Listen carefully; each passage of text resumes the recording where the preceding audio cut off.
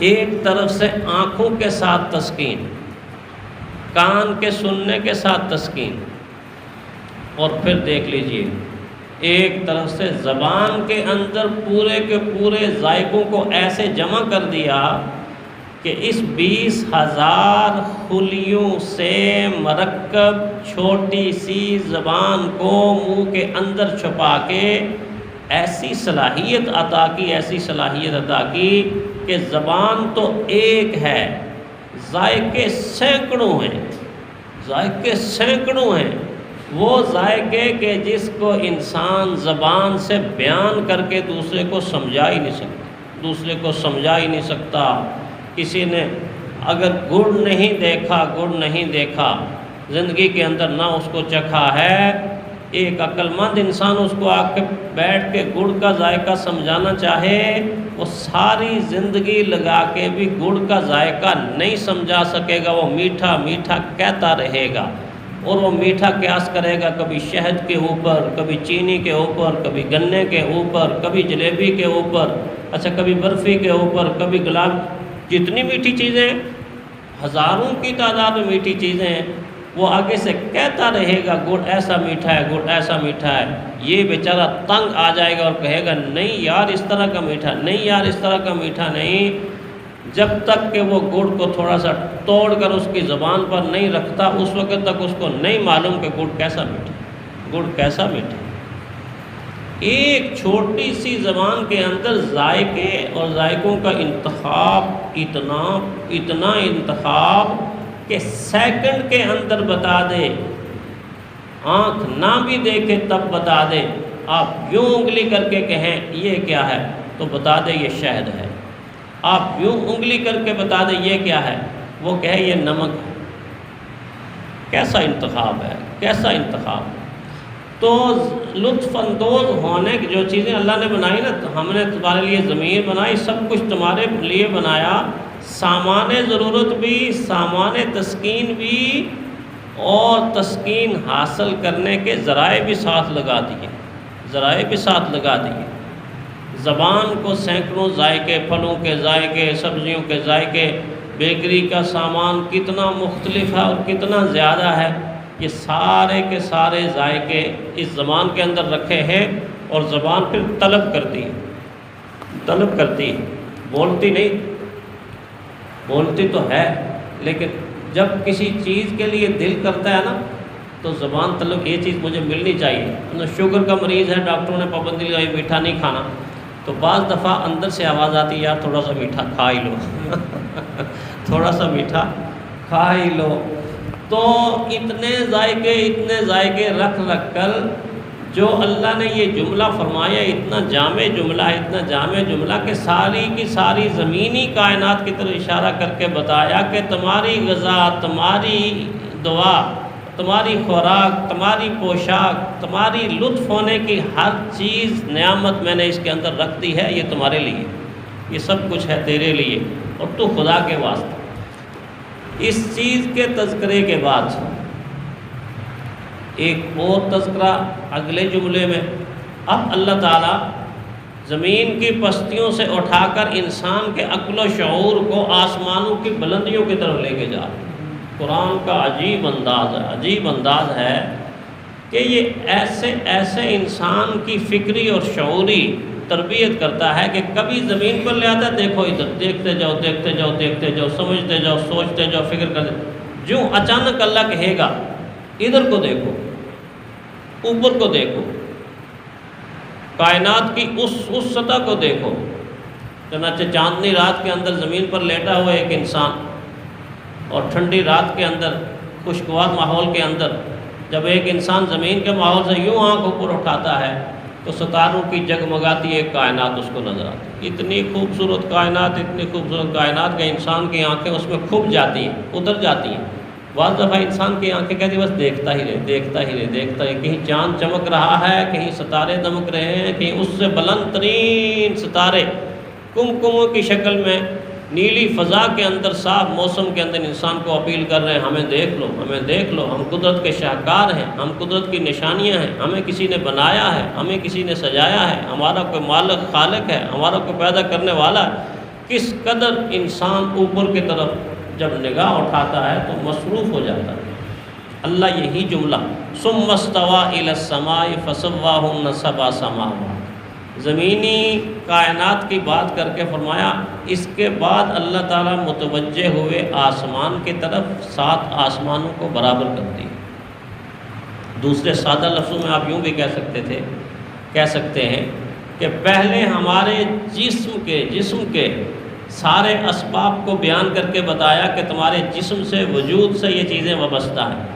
اب اللہ فرما رہے ہیں کہ جسم کے ایک چیز اور بھی ہے جس کو تم روح کہتے ہو، جس کو قرآن روح کہتا ہے۔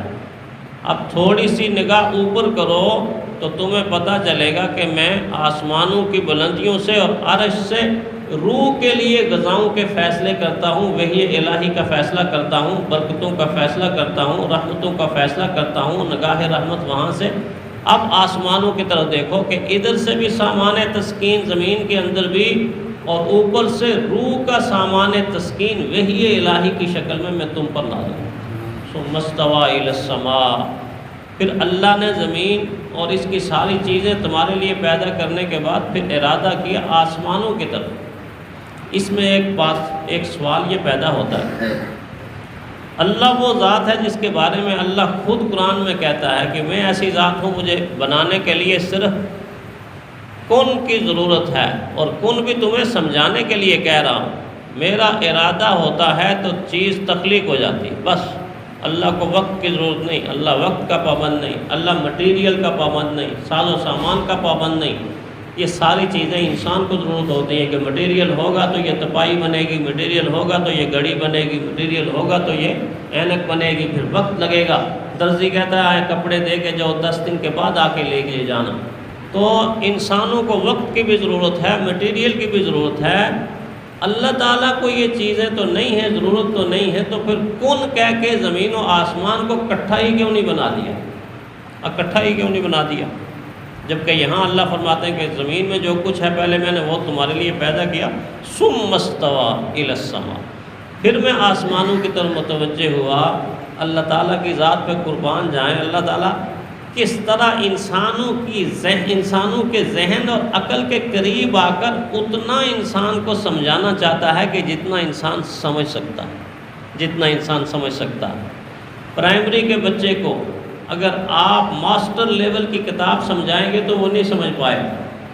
جو ABCD پڑھ رہا ہے، الف با تا سا پڑھ رہا ہے، اس کو بڑی کتاب کی آپ ریڈنگ کرائیں گے تو وہ نہیں سمجھ پائے گا، آہستہ آہستہ آگے بڑھے گا، الف با تا سے آگے بڑھے گا، پھر قرآن حکیم ناظرہ پڑھے گا، پھر حفظ کرے گا۔ اسی طرح ABC سیکھتے سیکھتے پھر انگلش کی ریڈنگ سیکھے گا، پھر فرفر پڑھے گا۔ انسانی عقل بہت کمزور محدود ہے۔ اللہ تعالیٰ اس عقلی سطح سے انسان کو سمجھانا چاہتے ہیں کہ دیکھو میں تو ایسا کر سکتا تھا کہ کن کہتا، کن ہو جا، زمین ہو جاتی، زمین کے اندر کی ساری چیزیں ہو جاتی، آسمان ہو جاتے، آسمان کے اندر ساری جتنی چیزیں ہیں، سورج ہے، چاند ہے، ستارے ہیں، فضا ہے، خلا ہے، ہوا ہے، آسمان کے نیچے نیچے یہ ساری چیزیں موجود ہیں، عرش ہے، کرسی ہے، لوح ہے، قلم ہے، یا لاکھ ہا، ارب ہا، کھرب ہا قسم کی کائناتیں اور ستارے اتنی تعداد میں کہ جس تعداد کے لیے کوئی عدد ہی نہیں ہے، یہ سارے کے سارے ایک کن کے جھٹکے سے میں پیدا کر سکتا تھا۔ بس کن کہتا تو سب کچھ پیدا ہوتا۔ لیکن میں تمہیں کام کی ترتیب بتاتا ہوں کہ تم کن کہہ کے کرسی نہیں بنا سکتے، میز نہیں بنا سکتے، ٹیبل نہیں بنا سکتے، الماری نہیں بنا سکتے، برتن نہیں بنا سکتے، کوئی چیز بھی تم کن کہہ کے نہیں بنا سکتے۔ اس لیے میں تمہیں ترتیب سمجھا رہا ہوں کہ تم نے آگے کام کرنا ہے تو ایک کام کرنا ہے، اس کو مکمل کرنا ہے، پھر دوسرا کام شروع کرنا۔ چنانچہ اب دیکھیں، تجربے کی بنیاد پہ دیکھیں کہ انسان عام طور پر زندگی میں ایک وقت میں ایک ہی کام کر سکتا ہے، 2 کام بھی نہیں۔ اللہ تو خرب ہا کام کن سے کر سکتا ہے، انسان ایک وقت میں 2 کام نہیں کر سکتا۔ کبھی دیکھا ہے ایک انسان کے ادھر سے لقمہ ٹھونس رہا ہے لقمہ اور ادھر سے پانی بھی پی رہا ہے؟ ایسا نہیں ہے۔ لقمہ چبائے گا، منہ میں ڈالے گا، تو اس کے بعد اگر پانی پینا ہے تو بہتر طریقہ تو یہ ہے کہ لقمہ گلے سے اتارے۔ کتنا ٹائم لگ گیا؟ اتارنے کے بعد پھر اگر پانی کی ضرورت ہے تو پیے گا۔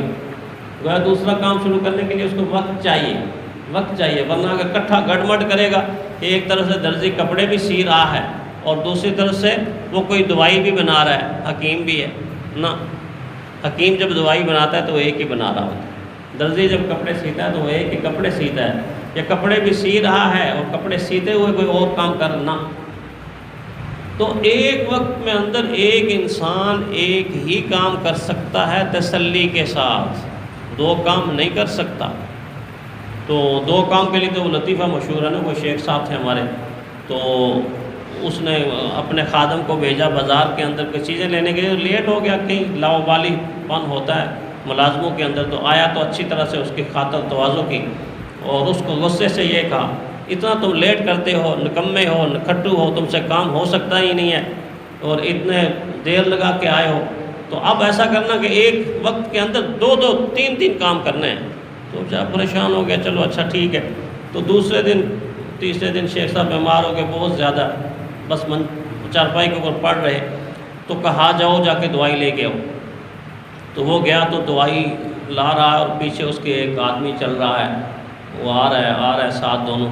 تو شیخ صاحب نے پوچھا یہ آدمی کون ہے؟